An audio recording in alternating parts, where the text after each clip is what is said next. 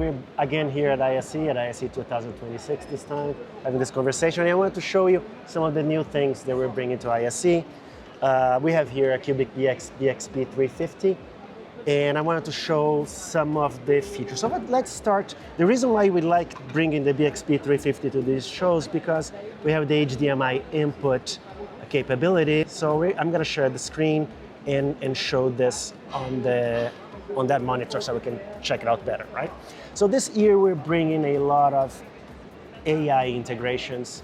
And the first one that I think is very useful when you're running an Android professional player like Qbic, you don't need this, but maybe you're running an operating system that has update dialog pop-up that ends up getting in the way, or you get a black screen or any other type of failure. So this monitor screen captures screenshots periodically and automatically alerts you in case of failures. So these screenshots are analyzed by the AI, and if it detects a dialog or a black screen, it will alert you.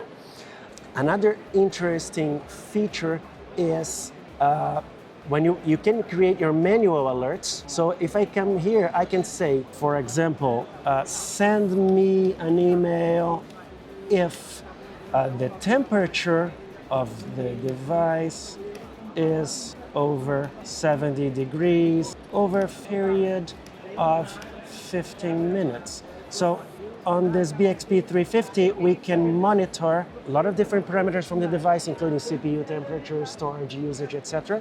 And it creates the alert. You are able to review the content, and you can customize the templates and text so they can send it to automated ticketing system so you can monitor. And then third thing I wanted to show is on the content side, you can also create new AI image based on the prompt that you choose. So for example, generate AI image, create an image of a green wall with a signage monitor playing a cat, showing a cat. Let's see what it's going to generate. So there's a cat playing with something in a green wall, and you can refine, change the description, and use this on your signage. So these are the main things in terms of AI.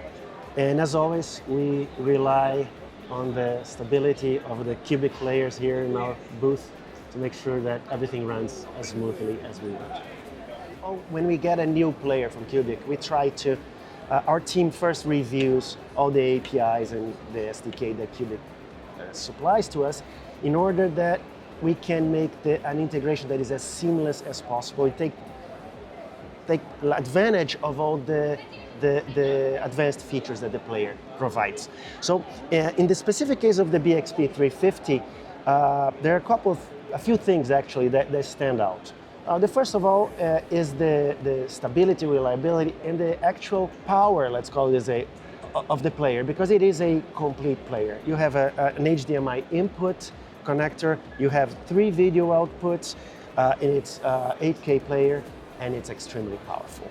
From the HDMI input, we used it here to share the screen on the player while at the same time we demonstrated.